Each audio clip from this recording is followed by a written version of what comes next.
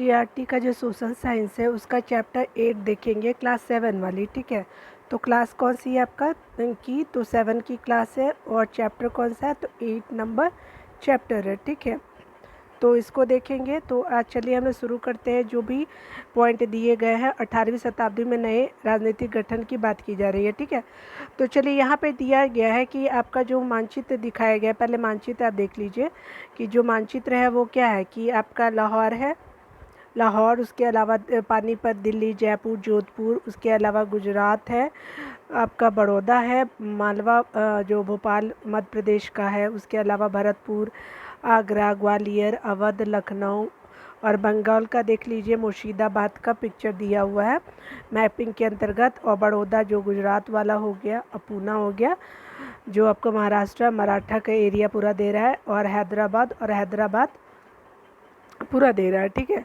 और बोल रहा है कि मुग़ल साम्राज्य की बाहरी सीमा 1700 के टाइम का ये बात किया जा रहा है। और यहाँ पे क्या है, तो आपका पश्चिम में है जो अरब सागर है, बंगाल की खाड़ी पूरब में है, और आपका हिंद महासागर जो है वो क्या है, साउथ में है। ठीक है, और ये क्या है, श्रीलंका है। ठीक है, ये हो गया, और ये आपका लक्षद्वीप हो गया छोटा सा। चलिए यहाँ पे देख लेते हैं जो भी पॉइंट में बोला जा रहा है। तो कहा जा रहा है कि यदि आप मानचित्र 1 और 2 को ध्यान से देखेंगे तो इसमें क्या आपको पता चलेगा कि 18वीं शताब्दी के पूर्वार्ध के दौरान उपमहाद्वीप में कुछ विशेष रूप से उल्लेखनीय घटनाएं घटी। क्या घटी, तो कुछ उल्लेखनीय घटनाएं घटती है कब, तो 18वीं शताब्दी के पूर्वार्ध में। ठीक है, और कहाँ पे, तो उपमहाद्वीपीय में हम देखेंगे। गौर कीजिए कि राष्ट्रीय स्वतंत्र राज्यों के उदय से मुगल साम्राज्य की सीमाएं किस तरह से बदली। यानी पहले जब मुगल साम्राज्य था तो उसके बाद क्या हुआ कि स्वतंत्र राज्य कई बने। तो ये क्या होता है कि सीमा, तो अब मुगल जो का जो पहले ढांचा था अब वैसा नहीं रह गया। आप यह भी देखेंगे कि 1765 तक एक अन्य शक्ति यानी ब्रिटिश सत्ता ने पूर्वी भारत के बड़े बड़े हिस्सों को सफलतापूर्वक हड़प लिया। और क्या हुआ कि 1765 का जब युद्ध होता है तो उसके बाद क्या होता है कि अब देखिएगा कि ब्रिटिश सत्ता जो है वो पूर्वी भारत में बुरी तरह से आपका क्या होता है, ब्रिटिश के द्वारा हड़प लिया जाता है। तो देखते हैं कि क्या क्या इसमें चीज़ें जो बात की जा रही है 18वीं शताब्दी की, जो हम लोग क्या पढ़ रहे हैं, तो ये हम लोग पढ़ रहे हैं 18वीं शताब्दी में राजनीतिक गठन की बात की जा रही है। ठीक है, यानी किस तरह से आपका राजनीति था। और देखिए यहाँ पे जो दिया जा रहा है तो कह रहा है क्या कि आपका सिंधु जो ऊपर है, आपका साइड में सिंधु रिवर यहाँ उसे ऊपर से आ रहा है। उसके अलावा जो सिख लाहौर का स्थिति देख लीजिए, सतलज रिवर है, सिंध जो है आपको पश्चिम के ऊपर में है, राजपूत वाला एरिया, गुजरात और बड़ौदा का हो गया। उसी तरह से आपका आगरा और दिल्ली का हो गया, रुहेलखंड, ये सब हो गया। ठीक है, चलिए यहाँ पे जितने भी दिए हुए, तो ये क्या है कि मराठा हो गया, निजाम यानी जो साउथ में थे। उसके अलावा उत्तरी सरकार बोलते हैं, राजमुंद्री मसूलीपट्टनम हो गया, मैसूर और काठ हो गया, उसके अलावा गोवा हो गया। ये सब एरिया को हम लोग देखेंगे। चलिए यहाँ पे यह दर्शाते हैं कि 18वीं शताब्दी एक ऐसी अवधि है, यानी यह दर्शाते हैं कि 18वीं शताब्दी जो एक ऐसी अवधि है जब भारत में राजनीतिक क्या है कि परिस्थिति अपेक्षाकृत एक छोटे से समय अंतराल में बड़ी तेज़ी से अचानक बदलनी शुरू हो गई थी। यह अध्याय में हम 18वीं शताब्दी के पूर्वार्ध यानी मोटे तौर पर 1707 से हम देखेंगे कि जब औरंगजेब की मृत्यु होती है 1707 में, तो उसके बाद हम लोग देखेंगे कि 1761 तक जब पानीपत की तीसरी युद्ध होती है, कब होती है, तो 1761 में होता है पानीपत का थर्ड लड़ाई जो होता है, के दौरान उपमहाद्वीप में उत्पन्न हुई नई राजनीतिक शक्तियों के बारे में पढ़ेंगे, बात किया जा रहा है। यहाँ पे देखिए मुगल साम्राज्य परवर्ती मुगलों के लिए संकट की स्थिति की बात की जा रही है। ठीक है, अध्याय 4 में आपने देखा कि मुगल साम्राज्य अपनी सफलता की ऊंचाई पर किस प्रकार पहुंचा था। और 13वीं शताब्दी के अंतिम में क्या होता है कि 17वीं शताब्दी, 13वीं नहीं, 17वीं शताब्दी के अंतिम वर्षों में इसके सामने संकट किस प्रकार खड़े हो गए, बहुत तरह के संकट आ खड़े हुए। और 1707 में क्या हुआ था कि औरंगजेब का मृत्यु ही हो जाता है। ठीक है, तो औरंगजेब मर जाता है। ठीक है, देखिए अगला क्या है, बोला जा रहा है कि आपका कहा जा रहा है कि ऐसा अनेक कारणों से हुआ था। ये इसके लिए एक कारण नहीं थे, अनेक कारण जिम्मेवार थे। बादशाह जो थे औरंगजेब ने दक्कन में उनासी 80 के टाइम 1 साल पहले 1700 आपका 1689 में क्या होता है कि 1679 इसको बोलेंगे। आप इसको हिंदी में क्या बोलते हैं मुझे पता नहीं चल रहा है, ठीक है। तो आप इसको इंग्लिश में जो भी मैं तो इसको 1679 ही बोलती हूँ, तो आप इसको इंग्लिश में जो भी बोलते हैं आप बोल लीजिएगा, ठीक है। चलिए, लंबी लड़ाई लड़ते हुए साम्राज्य के सैन्य और वित्तीय संसाधनों को बहुत अधिक खर्च कर दिया था, ठीक है। और लड़ाई लड़ते हुए साम्राज्य में सैन्य भी खर्च हुए, वित्तीय संसाधन भी खर्च हो जाते हैं। और औरंगजेब के उत्तराधिकारी के शासनकाल में साम्राज्य के प्रशासन की कार्यकुशलता समाप्त होने लगी और मनसबदारों के शक्तिशाली वर्गों का वश में रहना केंद्रीय सत्ता के लिए कठिन हो गया। यानी मनसबदार अब पावर में थे ही नहीं, मुगलों के अंदर में नहीं थे, ठीक है। अब ये लोग स्वतंत्र हो गए थे। सूबेदारों के रूप में नियुक्त अभिजात अक्सर राजस्व और सैन्य यानी दीवानी और फौजदारी दोनों कार्यालयों पर नियंत्रण रखते थे। यानी सूबेदार जो थे वो राजस्व पे भी रखते थे, सैन्य पे भी रखते थे, ठीक है। इससे मुगल साम्राज्य के विशाल क्षेत्रों पर उन्हें विस्तृत राजनीतिक, आर्थिक और सैन्य शक्तियाँ मिल गई, ठीक है। जैसे जैसे सूबेदारों ने प्रांतों पर अपना नियंत्रण सुदृढ़ किया, राजधानी में पहुंचने वाले राजस्व की मात्रा कम गई। यानी कहने का मतलब कि अब जो सूबेदार आज़ाद होते रहेंगे कि हम जो है वो मुग़ल को अपना हेड नहीं मानेंगे, तो ज़रूर है कि सूबेदार जो है वो पावरफुल होंगे और राजा को पैसा क्यों देंगे, क्योंकि अब वो तो उतना पावरफुल रहा नहीं। पावरफुल के डर से ना लोग देते हैं, ऐसे थोड़ी देना दे देंगे पैसे। तो ये स्थिति मुग़लों के साथ भी होती है। उत्तरी और पश्चिमी भारत के अनेक हिस्सों में हुए जमींदारों और आपका किसानों के विद्रोह, और कहाँ होता है तो उत्तर और पश्चिम में जमींदार और किसानों के विद्रोह और किसान आंदोलन ने इस समस्या को और भी गंभीर कर दिया। क्योंकि जमींदार किसको तंग करते थे, किसान को, और किसान का फसल भी खराब हो जाता था तभी वो लगान वसूल करते ही थे। कभी कभी ये विद्रोह बढ़ते हुए करों के भार के विरुद्ध किए गए थे और कभी कभी ये शक्तिशाली सरदारों के द्वारा अपनी स्थिति को सुदृढ़ बनाने की कोशिश थी। अतीत में भी विद्रोही समूहों ने मुगल सत्ता को चुनौती दी थी, और क्या हुआ कि बाद में विद्रोही जो थे कि वो मुगल सत्ता को हमेशा चुनौती देते रहते थे, यानी बार बार वो अपना स्वतंत्रता का बिगुल बजाते रहते थे। परंतु अब ऐसे समूहों ने क्षेत्र के आर्थिक संसाधनों का प्रयोग अपनी स्थितियों को मजबूत करने के लिए किया। जिस तरह से धीरे धीरे राजनीतिक और आर्थिक सत्ता प्रांतीय सूबेदारों, स्थानीय सरदारों एवं अन्य समूहों के हाथों में आ गई थी, औरंगजेब के उत्तराधिकारी इस बदलाव को रोक न सके थे। और क्या हुआ कि आर्थिक सत्ता तो हो ही गए थे, प्रांतीय सूबेदार थे, स्थानीय सरदार और अन्य समूहों के हाथ में आ गई थी। यानी अब ये लोग औरंगजेब के उत्तराधिकारी से आज़ाद होने लगे।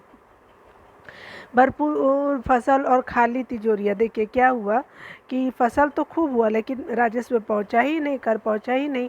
यह तत्कालीन लेखक ने साम्राज्य के वित्तीय दिवालेपन का वर्णन इस शब्दों में किया है, ठीक है। यानी किस तरह से उनका वित्तीय हालत खराब था।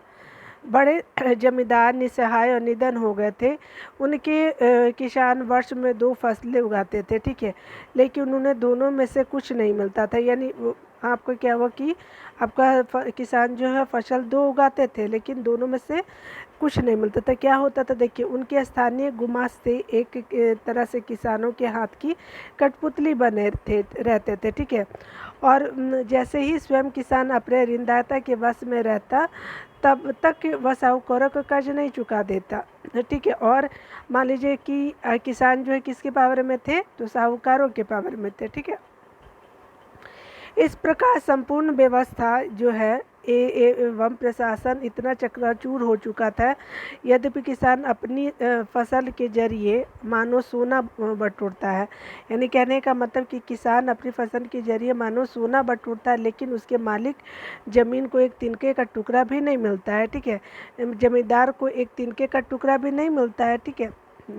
आगे क्या बोला कि ऐसी हालत में जमींदार सशस्त्र सेना कैसे रख सकता है। जमींदार जो है वो सशस्त्र सेना में नहीं रख पा रहा था, जिनसे उनकी आशा थी, ठीक है, जिनकी उससे आशा की जाती थी। कौन, तो जमींदारों से आशा की जाती थी। वे अपने सैनिकों को जो लड़ाई के समय आगे आगे चलते थे और घुड़सवारों को जो उनके ठीक पीछे चलते थे, पैसा कहाँ से देंगे। जब जमींदार के पास पैसा होगा तभी तो देंगे ना। तो ये स्थिति हो गई थी जमींदारों की भी। देखिए आगे क्या था कि यदि आर्थिक राजनीतिक संकट के बीच ईरान के शासक नादिर शाह ने 1739 में दिल्ली पर क्या किया कि आक्रमण किया, संपूर्ण नगर को लूट कर बड़ी भारी मात्रा में धन दौलत ले गया। नादिर शाह के आक्रमण के बाद अफगान शासक अहमद शाह अब्दाली के आक्रमणों का तांता लगा रहा। ठीक है, उसने तो 1748 से 1761 के बीच 5 बार जो है उत्तरी भारत का आक्रमण किया और लूटपाट मचाई। ठीक है, आगे देखिए दिल्ली नादिर शाह का दिल्ली पर आक्रमण की बात की जा रही है। तो देखिए नादिर शाह के आक्रमण के परिणाम स्वरूप दिल्ली में जो विध्वंस हुआ उसका वर्णन समकालीन प्रेक्षकों ने किया है। इसमें से आपको बोला जा रहा है कि इनमें से मुगल को से जिस तरह धन लूटा गया उसका वर्णन इस प्रकार किया गया है। यानी नादिर शाह का जो आक्रमण होता है, देखिए नादिर शाह का 1700 मतलब 80 से पहले 100 क्या बोलते हैं उसको आप 1779 की बात बोल दी जा रही है। ठीक है, मैं इसको हिंदी में प्रोनाउंस नहीं कर पाती तो आप इसको कर लीजिएगा। ठीक है, तो ये नादिर शाह का चित्र है बहुत बाद में। ठीक है, करीब करीब जब भारत पे आक्रमण करता है उसके 40 साल के बाद के लगभग का है। देखिए यहाँ पे किया जा रहा है, कह रहा है क्या कि 60 लाख रुपए, कई हज़ार सोने के सिक्के, लगभग 1 करोड़ रुपए के सोने के बर्तन, लगभग 50 करोड़ रुपए के गहने जवाहरात और अन्य चीज़ें ले गया। कौन? तो नादिर शाह। ठीक है ना, चलिए मतलब लुटेरा था ही वो, पूरा लूट के ही ले गया था। इनमें से क्या होता है कि कुछ तो इतनी बेशकीमती थी कि दुनिया में इनका मुकाबला कोई नहीं कर सकता है। जैसे तख्ते ताऊस या मयूर सिंहासन तो किसका बनाया था? तो जहांगीर का बनाया था या शाहजहाँ का शेर उसका शाहजहाँ का बनाया हुआ था? आप बताइएगा कि मयूर सिंहासन इन दोनों में से किसका बनाया हुआ था, कमेंट जरूर कीजिएगा। एक अन्य वृत्तांत में बताया जा रहा है कि दिल्ली पर आक्रमण के प्रभाव का वर्णन मिलता है। जो कभी मालिक थे अब बड़ी दर्दनाक हालत में आ गए थे, जिन्हें कभी भरपूर आदर इज्जत दी जाती थी, अब प्यास बुझाने के लिए पानी भी नहीं मिलता था। अलग थलग पड़े लोग को उनके कोने से खींचकर बाहर निकाल दिया गया। ठीक है, उसके अलावा क्या हुआ कि दौलतमंदों को भिखारी बना दिया गया। जो शौकीन लोग अभी तरह तरह के कपड़े पहनकर पोशाकों का नया नया फैशन चलाते थे अब नंगे घूमने लगे। ठीक है, एकदम मतलब स्थिति इतनी खराब हो गई थी। जिनके पास ज़मीन जायदाद का कोई कमी नहीं थी वे बेघर हो गए। नया शहर शाहजहानाबाद अब मलबे का ढेर बन गया जो शाहजहां ने बनाया था। नादिर शाह ने अब शहर के पूरे मोहल्ले पर हमला बोला और वहाँ की सारी क्या दुनिया को तबाह कर दिया। ठीक है, जब भी कोई आक्रमण होता है तो तबाही तो होती ही है। यूक्रेन में देख लीजिए, रशिया में देख लीजिए, दोनों की स्थिति क्या हो रही है। साम्राज्य पर सब तरह से दबाव तो पड़ ही रहा था। अभिजातों के विभिन्न समूहों की पारस्परिक प्रतिद्वंदिता ने उसे और कमज़ोर बना डाला। ठीक है, ये अभिजात 2 गुटों में बटे हुए थे, ईरानी और तुरानी, तुर्क मूल के। ठीक है, काफ़ी समय तक परवर्ती मुगल बादशाह इनमें से एक या दूसरे समूह के हाथों की कठपुतली बने रहे। ठीक है, बेहद अपमानजनक की स्थिति तब पैदा हो गई जब 2 मुगल बादशाह यानी फ़र्रुखसियर और आलमगीर जो था, फ़र्रुखसियर का टाइम कितना है तो 1713 से लेकर 19 तक का है, और आलमगीर द्वितीय जो था यानी उसका टाइम पीरियड क्या है कि 1754 से लेकर के 1759 की हत्या हो गई थी, मतलब दोनों की हत्या कर दी थी। 2 अन्य बादशाहों जो थे अहमद शाह 1748 से लेकर 54 और शाह आलम द्वितीय जो 1759 से लेकर 1816 के अभिजातों ने अंधा कर दिया गया। यानी 2 बादशाहों को क्या कर दिया गया, उनके अभिजातों ने अंधा कर दिया, यानी आपका अहमद शाह और शाह आलम द्वितीय का, दोनों को। ठीक है, देखिए उसके अलावा क्या होता है कि मुगल बादशाह जो है सम्राटों की सत्ता के पतन के साथ साथ बड़े प्रांतों के सूबेदारों और बड़े जमींदारों ने उप महाद्वीप के विभिन्न भागों में अपनी शक्ति और प्रबल बना ली, जैसे अवध, बंगाल और हैदराबाद की बात की जा रही है। ठीक है, राजपूत की बात की जा रही है तो यहाँ देखिए, यहाँ पे पूरे एक अभिजात के दरबार में स्वागत करते हुए फ़र्रुखसियर को दिखाया गया, यानी एक अभिजात के दरबार में फरेक्सियर को बताया गया। ठीक है, यहाँ पे बोला जा रहा है तो कह रहा है क्या, देखिए राजपूत की बात की रहे, बहुत से राजपूत घराने विशेष रूप से अंबर और जोधपुर के राजघराने मुगल व्यवस्था में विशिष्टता के साथ सेवारत रहे थे। बदले में उन्हें अपनी वतन जागीर पर पर्याप्त स्वायत्तता का आनंद लेने की अनुमति मिली हुई थी।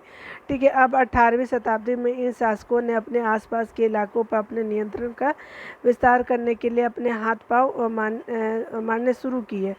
जोधपुर के राजा अजीत सिंह ने भी मुगल दरबार की गुटीय राजनीति में अपने पैर फंसा दिए। ठीक है, अगला देखिए, अगला क्या बोला कि इन प्रभावशाली राजपूत घरानों ने गुजरात और मालवा के लाभदायक सूबों की सूबेदारी दावा किया। ठीक है, उसके बाद क्या होता है कि जोधपुर के राजा रणजीत सिंह और गुजरात की सूबेदारी और अंबर के सवाई राजा मानसिंह को मालवा की सूबेदारी मिल गई। ठीक है, यानी ये इन लोगों को दे दी गई। जोधपुर का किसको, तो अजीत सिंह को, और गुजरात की सूबेदारी अंबर के सवाई राजा जय सिंह को मालवा की सूबेदारी मिली। ठीक है, यानी जय सिंह को मालवा की सूबेदारी मिली। उसी तरह से देखिए यहाँ पे क्या बोला जा रहा है, तो कह रहा है क्या कि बादशाह जहादर शाह ने 1713 में इन राज्यों के उन पदों का नवीनीकरण कर दिया। तो किसने, आपका जहादर शाह ने। ठीक है, उन्होंने अपने वतनों के पास पड़ोस के शाही इलाके के कुछ हिस्सों पर कब्जा करने की भी कोशिश की।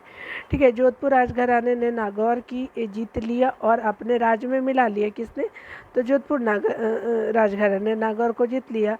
ठीक है, राजस्थान का नागौर जीत लिया और क्या है कि अपने राज्य में मिला लिया। दूसरी ओर अंबर ने भी बूंदी के बड़े बड़े हिस्सों पर अपना कब्जा कर लिया। ठीक है, सवाई राजा जय सिंह ने जयपुर में अपनी नई राजधानी स्थापित की। उसे 1722 में आगरा की सूबेदारी दे दी गई। ठीक है, 1740 में जो है के दशक में राजस्थान में मराठों यानी कई राजपूत सरदारों ने पहाड़ियों की चोटी पर किले बनवाए जो सत्ता के केंद्र बने। व्यापक किलेबंदी के साथ इन भव्य संरचनाओं में नगर, महल, मंदिर, व्यापारिक केंद्र, जल संग्रह संरचनाएं और अन्य इमारतें थी। ठीक है, चित्तौड़गढ़ किले में जो है वो आपकी क्या है कि तालाब, कुंडी यानी कुएं जिसको बोलते हैं बावली जैसे कई जलाशय निकाय थे। ठीक है, चित्तौड़गढ़ का किला राजस्थान का ये। ठीक है, चलिए यहाँ पे देखिए, यहाँ पे क्या बोला जा रहा है, तो कह रहा है क्या कि 1740 के दशक में राजस्थान में मराठों के अभियानों ने इन राज्यों पर भारी दबाव डालना शुरू किया, जिससे उनका विस्तार आगे होने से रुक गया। ठीक है, आगे देखते हैं। जयपुर के राजा जयसिंह की बात की जा रही है। तो देखिए 1732 में क्या होता है कि एक फारसी वृत्तांत में राजा जयसिंह का वर्णन है। राजा जयसिंह अपनी सत्ता की चरम सीमा पे थे और आपके क्या थे कि आपका 12 वर्ष के लिए आगरा के सूबेदार रहे। ठीक है, कौन, तो राजा जयसिंह। ठीक है, मैं थोड़ा जूम कर लेती हूँ उसको, दार रहे और 5 या 6 वर्ष के लिए मालवा के। उनके पास विशाल सेना, तोपखाना और भारी मात्रा में धन संपदा थी। उनका प्रभाव दिल्ली से लेकर नर्मदा के तट पर फैला हुआ था। ठीक है, चलिए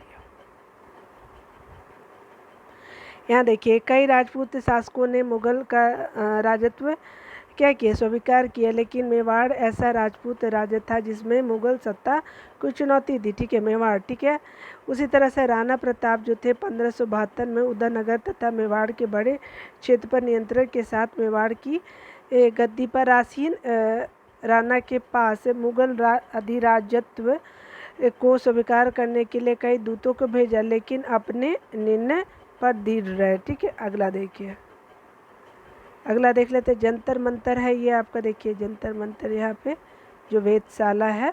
ठीक है, देख रहा है, देखिए ये वाला जंतर मंतर है, ये जयपुर का जंतर मंतर है। ये मेहरानगढ़ किला है जोधपुर का। ठीक है, यानी जोधपुर आप जब जाएंगे तो ये किला है। ठीक है, जो इस तरह का दिखता है। चलिए आगे देखते हैं। आज़ादी हासिल करना बात किया जाए, देखिए यहाँ पे बात जो पॉइंट देख लेते हैं। आमेर के शासक सवाई जयसिंह ने दिल्ली, जयपुर, उज्जैन, मथुरा और वाराणसी में 5 खगोलीय वेधशाला का निर्माण किया। जंतर मंतर के नाम से विख्यात इन वेधशालाओं में खगोलीय पिंडों के अध्ययन हेतु कई उपकरण है, ठीक है, बहुत सारे उपकरण है। आज़ादी हासिल करने की बात की जा रही है, तो देखिए सिख है, तो हमने चैप्टर 6 में आपने पढ़ा कि 17वीं शताब्दी के दौरान जो है सिख एक राजनीतिक समुदाय के रूप में गठित हो गया। इससे पंजाब के क्षेत्रीय राज्य निर्माण को बढ़ावा मिला। गुरु गोविंद सिंह ने क्या किया कि 1679 में खालसा पंथ की स्थापना से पूर्व और के बाद जो है वो राजपूत और मुगल शासकों के खिलाफ कई लड़ाइयाँ की। कौन? तो आपके गुरु गोविंद सिंह ने किया, ठीक है, राजपूत के खिलाफ भी। और खालसा पंथ से की स्थापना कब हुई थी? 1699 में। 1708 में क्या होता है कि आपके जो औरंगजेब की मृत्यु के बाद ही गुरु गोविंद सिंह की मृत्यु होती है, के बाद बंदा बहादुर जो था के नेतृत्व में खालसा ने मुगल सत्ता के खिलाफ विद्रोह किया। उन्होंने बाबा गुरु नानक और गुरु गोविंद सिंह के नामों वाले सिक्के गढ़कर अपना शासन को सार्वभौम बताया, ठीक है। सतलज और यमुना नदियों के बीच के क्षेत्र में उन्होंने अपने प्रशासन की स्थापना की। 1715 में क्या होता है कि बंदा बहादुर को बंदी बना लिया गया और उसे 1716 में क्या किया? मार दिया गया। किसको? तो 15 में बंदा बहादुर को बंदी बनाया गया और 1716 में मार दिया गया बंदा बहादुर को, ठीक है। देखिए अगला क्या बोला जा रहा है, देखिए 18वीं शताब्दी में कई योग्य नेताओं के नेतृत्व में सिखों ने अपने अपने आप को अपने जत्थों में, पहले जत्थों में और बाद में मिसलों में संगठित किया। कौन? तो 18वीं शताब्दी में योग्य नेता थे सिखों ने अपने पहले जत्थों में और बाद में मिसलों में संगठित किया। पहला क्या था? जत्था, और दूसरा मिसल। इन जत्थों और मिसलों की संयुक्त सेनाएं दल खालसा कहलाती थी। इन जो है वो उन दिनों दल खालसा वैसाखी और दिवाली के पर्वों पर अमृतसर में मिलता था, ठीक है। इन बैठकों में वे सामूहिक निर्णय के लिए जाते थे जिन्हें गुरुमत यानी गुरु प्रस्ताव नाम जाता था।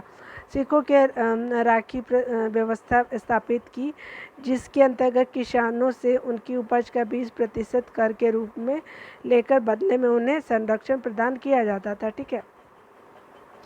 देखिए यहाँ पे जो बोला जा रहा है तो कह रहा है क्या? देखिए यहाँ पे जो रंजीत सिंह की तलवार है, देख रहे, देखिए कितनी खूबसूरत है। हमारे पास आ जाए तो हम तो खुशी से ही झूम उठे। देख रहे हैं आप कितना सुंदर है? सोचिए मतलब कितने बहादुर रहे होंगे सही में, कितने बड़ी बड़ी तलवारें वो चला पाते थे, ट्रेंड रहते थे, ठीक है। चलिए आगे देखते हैं। ये जो है किनका चित्र है? तो हमारे 10वें गुरु गोविंद सिंह की चित्र है, ठीक है। ये झंडा एक आदमी लिए हुए, दो पीछे है, और ये हमारे गुरु गोविंद सिंह जी है, और इन्हीं का जन्म जो है वो पटना में होता है, और ये आखिरी गुरु है जो 10वें, और ये जो है आगे जो उनके सैनिक या फिर अंगरक्षक रहे होंगे, ठीक है। जो चलिए आगे देख लेते हैं। यहाँ पे क्या बोला जा रहा है कि गुरु गोविंद सिंह ने खालसा को प्रेरित किया। किसने? तो आपके गुरु गोविंद सिंह ने किसको प्रेरित किया? तो खालसा को, कि शासन के उनके भाग्य में है, ठीक है। प्रेरित किया था कि शासन उनके भाग्य में है, राज करेगा खालसा। अपने सुनियोजित संगठन के कारण खालसा पहले मुगल सूबेदारों के खिलाफ और फिर अहमद शाह अब्दाली के खिलाफ सफल विरोध प्रकट कर सका। अहमद शाह अब्दाली ने मुगलों से पंजाब का समृद्ध प्रांत और सरहिंद की सरकार को अपने कब्जे में कर लिया था। खालसा ने 1765 में अपना सिक्का गढ़कर सार्वभौम शासन की घोषणा की। यह महत्वपूर्ण है कि सिक्के पर उत्कीर्ण शब्द वही थे जो बंदा बहादुर के समय में खालसा के आदेशों में पाए जाते थे, ठीक है। यानी वही सिक्के पर उत्कीर्ण था जो बंदा बहादुर के समय खालसा के आदेशों में जो दिया जाता था आदेश, वही था सिक्का पे भी। देखिए यहाँ पे गुरु शिवाजी का चित्र दिया हुआ है। 17वीं शताब्दी के लास्ट में क्या होता है यहाँ पे देख लेते हैं पहले। ये तो बहुत बढ़िया, चलिए पहले इसी को देख लेते हैं, ठीक है। यहाँ पे 18वीं शताब्दी में क्या होता है कि अंतिम भाग में सिख जो है इलाके सिंधु से यमुना तक फैल गए। कौन? तो आपके जो सिख इलाके जो है सिंधु से लेकर के यमुना तक फैल गए, आगरा वाला दिल्ली के पास जो है। उसके अलावा देखिए फैले हुए थे, ये विभिन्न शासकों में बटे हुए थे। इनमें से एक शासक महाराजा रंजीत सिंह ने विभिन्न सिख समूहों में फिर से एकता कायम करके 1799 में लाहौर को अपनी राजधानी बनाया, ठीक है। उसके बाद देखिए मराठा जो है, मराठा का यहाँ पे देख लीजिए, मराठा जो है एक अन्य शक्तिशाली क्षेत्रीय राज्य था जो मुगल शासन का लगातार विरोध करके उत्पन्न हुआ था। शिवाजी से 1627 से लेकर के 1680 ने शक्तिशाली योद्धा परिवारों की सहायता से एक स्थायी राज्य की स्थापना की थी। यानी एक जो देशमुख बोला जाता है उनसे मिलकर के सहायता से स्थायी राज्य की स्थापना की थी जो क्षेत्रीय राज्य था। ठीक है। अत्यंत गतिशील कृषक पशुचारक कुणबी मराठों की सेना के मुख्य आधार बन गए। शिवाजी ने प्रायद्वीप में मुगलों की चुनौती देने के लिए इस सैन्य बल का प्रयोग किया। शिवाजी की मृत्यु के बाद क्या होता है कि मराठा राज्य में प्रभावी शक्ति चित्पावन ब्राह्मणों के एक परिवार के हाथ में रही थी। ठीक है। अगला देखते हैं जो शिवाजी के उत्तराधिकारी के शासनकाल में पेशवा यानी प्रधानमंत्री के रूप में अपनी सेवाएं देते रहे और पुणे मराठा राज्य की राजधानी बन गया। पुणे क्या हुआ? मराठा का राजधानी बन गया।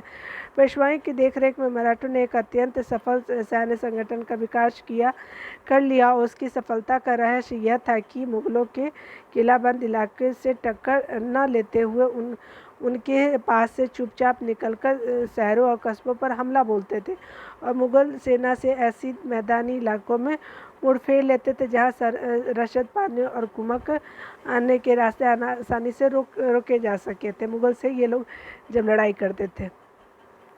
जब 1720 और 1761 के बीच की बात की जा रही है, मराठा साम्राज्य का काफ़ी विस्तार हुआ। ठीक है। उसने जो है ये लास्ट में तो ख़त्म ही हो जाता है 1761 में जब पानीपत का तृतीय युद्ध होता है। उसने सने क्या और काफ़ी सफलतापूर्वक मुगल साम्राज्य की सत्ता को क्षति क्या किया पहुंचाई और आपका 1720 के दशक तक मालवा और गुजरात मुगलों से छीन गए और 1730 के दशक तक मराठा नरेश को समस्त दक्कन प्रायद्वीप के अधिपति के रूप में मान्यता मिल गई और साथ ही इस क्षेत्र पर चौथा स्वदेशमुखी कर वसूलने का भी अधिकार मिल गया। ठीक है। चलिए आगे ऊपर देख लेते हैं। अगला देखिए, यहाँ पे बोला जा रहा है कि जो चित्र दिया हुआ तो इसमें बोला जा रहा है कि 17वीं सदी के अंत तक दक्कन में शिवाजी के नेतृत्व में शक्तिशाली राज्य की उदय की शुरुआत हुई। कब? तो 17वीं शताब्दी के अंत में। इससे अंततः एक मराठा राज्य की स्थापना हुई और शिवाजी का जन्म कब होता है? 1630 में शाहजी और जीजाबाई से हुआ था। यानी उनकी माँ का नाम जीजाबाई और शाहजी उनके पिता। अपने माता और अभिभावक दादा कोंडदेव और के मार्गदर्शन में शिवाजी कम उम्र में ही विजय पथ पर निकल पड़े और क्या होता है कि जावली पर कब्जे ने उन्हें मवाला पठारों का विवादित मुखिया बना दिया। मवाला पठार वो जीतते हैं। ठीक है। उसके अलावा क्या है कि जिसने उनके क्षेत्र विस्तार का प्रस्त किया। बीजापुर और मुगलों के खिलाफ उनकी कारनामों ने उन्हें विख्यात व्यक्तित्व बना दिया और वे अपने विरोधियों के खिलाफ प्राय गुरिल्ला युद्ध का प्रयोग करते थे। ठीक है। चौथा, स्वदेशमुखी पर आधारित राजस्व संग्रह प्रणाली की सहायता से उन्होंने एक मजबूत मराठा राज्य की नींव डाली। ठीक है। चलिए, किसने? तो शिवाजी ने। चलिए यहाँ देखिए आपका चौथ क्या होता था? स्वदेश मुख्य। देखिए, जमींदारों द्वारा वसूल किए जाना भू राजस्व का 25% जो था वो चौथ होता था। दक्कन में इनको मराठा वसूलते थे। ठीक है। मतलब मराठा वसूलते थे। स्वदेश मुख्य क्या होता था कि ये जो है वो दक्कन में मुख्य राजस्व संग्रहकर्ता को दी जाने वाली भू राजस्व का 9 से 10% होता था। यानी 25% क्या था? आपका चौथा और आपका उसके अलावा 9 से 10% था स्वदेश मुखी था। ठीक है। बाजीराव यहाँ पे देख लेते हैं जो भी पॉइंट दिए हुए हैं। तो देखिए, बाजीराव प्रथम जो बाजीराव बल्लाल के नाम से भी जाने जाते हैं, तो पेशवा बालाजी विश्वनाथ के पुत्र थे। विश्वनाथ के पुत्र कौन थे? बालाजी प्रथम या बाजीराव बल्लाल। वह एक महान मराठा सेनापति थे। उन्हें बिंद के पार मराठा राज्य के विस्तार का श्रेय प्राप्त है। ठीक है। उसके अलावा वे मराठा बुंदेलखंड गुजरात और आपके पुर्तगालियों के खिलाफ सैन्य अभियानों के लिए भी जाना जाते हैं। कौन? तो आपके जो है वो है बाजीराव प्रथम या फिर बाजीराव बल्लाल, एक ही आदमी का नाम है। ठीक है। चलिए ऊपर देख लेते हैं यहाँ पे क्या बोला जा रहा है। तो कह रहा है क्या कि आपका देखिए ऊपर कुछ बच्चा है क्या? हाँ, देखिए यहाँ पे जो है आपका बोला जा रहा है, तो कह रहा है कि हमने ऊपर तो देख लिया है कि 1720 के दशक तक मालवा गुजरात मुगलों से छीन गया। कब? तो 1720 के आसपास। और क्या होता है कि मालवा जो है मध्य प्रदेश के वाला क्षेत्र, और आपका जो है आपका गुजरात छीन गया। 1730 में क्या होता है, तक मराठा नरेश को समस्त दक्कन प्रायद्वीप के अधिपति के रूप में मान्यता मिल गई, और साथ ही साथ इस क्षेत्र पर चौथ और स्वदेशमुखी कर वसूलने का अधिकार भी मिल गया। ठीक है, अगला देखिए। 1737 में दिल्ली पर धावा बोलने के बाद मराठा प्रभुत्व की सीमाएं तेजी से बढ़ी। कब? तो 1737 में दिल्ली पे किसका? मराठा का। वे उत्तर में राजस्थान, पंजाब और पूर्व में बंगाल, उड़ीसा तक, और कर्नाटक में के दक्षिण में कर्नाटक और तमिल और तेलुगु प्रदेशों तक फैल गया। कौन? मराठा। इन क्षेत्रों का औपचारिक रूप से मराठा साम्राज्य में सम्मिलित नहीं किया गया, मगर मराठा प्रभुसत्ता को स्वीकार करने के तरीके के रूप में उसे भेंट की रकम दी जाने लगी। भेंट दिया जाता था, ठीक है, यानी आपको राजस्व मिल जाता था। साम्राज्य के इस विस्तार ने उन्हें संसाधनों का भंडार तो मिल गया, मगर उनके लिए उन्हें कीमत भी चुकानी पड़ी। लेकिन मराठा को क्या हुआ? लड़ना पड़ा होगा। देख लेते हैं आगे। मराठों के सैन्य अभियानों के कारण अन्य शासक भी उनके खिलाफ हो गए। और क्या हुआ कि बहुत सैन्य अभियान किए जाते थे तो अन्य शासक भी खिलाफ हो गए, और परिणाम स्वरूप क्या होता है कि मराठों को 1761 में पानीपत की तीसरी लड़ाई में अन्य शासकों ने कोई सहायता नहीं की थी। ठीक है, यानी मतलब आपसी बहुत मतभेद था, ठीक है, अन्य राजाओं के साथ। अंतर्निहित सैन्य अभियानों के साथ साथ मराठों ने एक प्रभावी प्रशासन व्यवस्था तैयार की। जब किसी इलाके पर एक बार विजय अभियान पूरा हो जाता था और मराठों का शासन सुरक्षित हो जाता था, तो वह स्थानीय परिस्थितियों को ध्यान में रखते हुए धीरे धीरे भू राजस्व की मांग की गई, कृषि को प्रोत्साहित किया।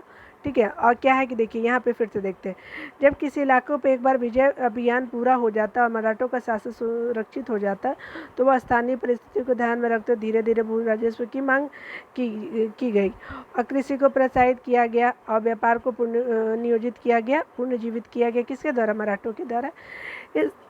इससे सिंधिया, गायकवाड़ और भोसले जैसे मराठा सरदारों की शक्तिशाली सेनाओं खड़ी करने के लिए संसाधन मिल गए। यानी सिंधिया, गायकवाड़ और भोसले जैसे सरदार जो थे, मराठा सरदार की बड़ी सेना खड़े करते थे, क्योंकि सेना के लिए क्या चाहिए? बहुत ज़्यादा धन।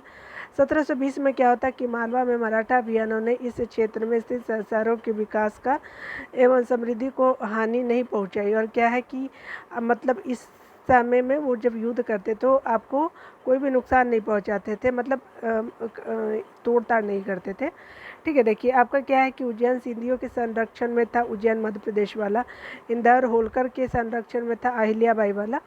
फलता फूलता था। ये शहर हर तरह से बड़े और समृद्धशाली थे, और वे महत्वपूर्ण वाणिज्यिक और सांस्कृतिक केंद्रों के रूप में कार्य कर रहे थे। मराठों द्वारा नियंत्रित इलाकों में व्यापार के नए मार्ग खुले। चंदेरी के क्षेत्र में उत्पादित रेशमी वस्त्रों को मराठा की राजधानी पुणे में नया बाजार मिला। ठीक है, बुरहानपुर पहले आगरा और सूरत के बीच की दूरी पर ही अपने व्यापार में संलग्न था। तो कौन? तो पहले आगरा सूरत के बीच की दूरी पर ही अपने व्यापार में संलग्न था, लेकिन अब उसने अपने वाणिज्यिक भीतरी क्षेत्रों को बढ़ाकर दक्षिण में पुणे और नागपुर को, यानी पुणे और नागपुर को अपने नागपुर को, पूर्व में लखनऊ हो गया, इलाहाबाद को शामिल कर लिया गया था। ठीक है, पूर्व में लखनऊ, इलाहाबाद को भी शामिल कर लिया गया था।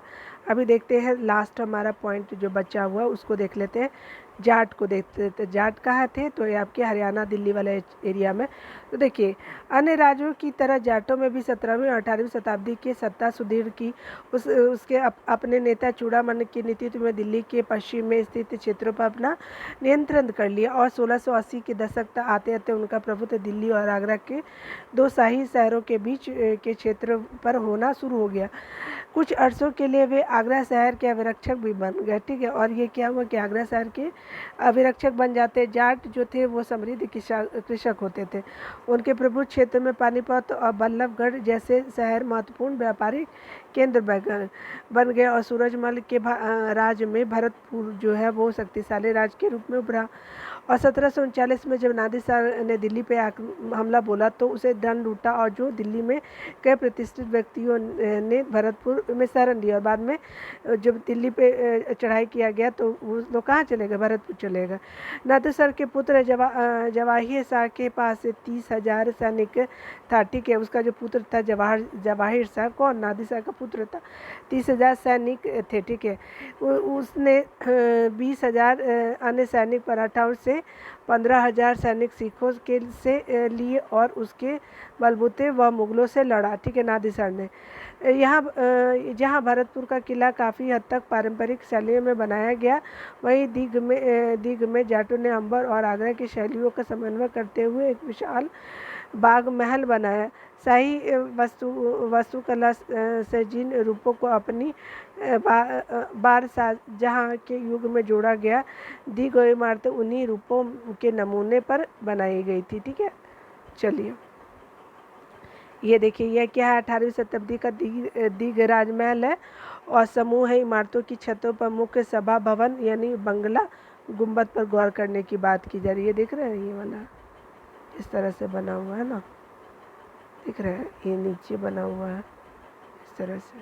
पहले की बिल्डिंगें बहुत सुंदर सुंदर हुआ करती थी, ठीक है। देखिए यहाँ पे मैं आपको दिखा देती हूँ, यहाँ पे जाट की शक्ति के बारे में बात किया जा रहा है।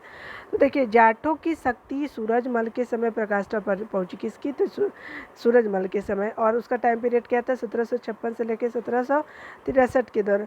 और भरतपुर जाट राज्य को आधुनिक राजस्थान में संगठित किया और सूरजमल ने राजनीतिक नियंत्रण में जो क्षेत्र शामिल थे इसमें आधुनिक पूर्वी राजस्थान, दक्षिण हरियाणा, पश्चिमी उत्तर प्रदेश, दिल्ली शामिल थे। कौन? तो आपके जो सूरजमल वाला जो राजनीतिक नियंत्रण था। तो आपका राजस्थान का क्या पूरा वाला इधर वाला एरिया, मान लीजिए ये राजस्थान है, ये पूरा वाला एरिया, और हरियाणा है तो हरियाणा का ये साउथ वाला एरिया, दक्षिण वाला, और पश्चिम उत्तर प्रदेश का कौन सा? उत्तर प्रदेश का पश्चिम वाला एरिया ये वाला।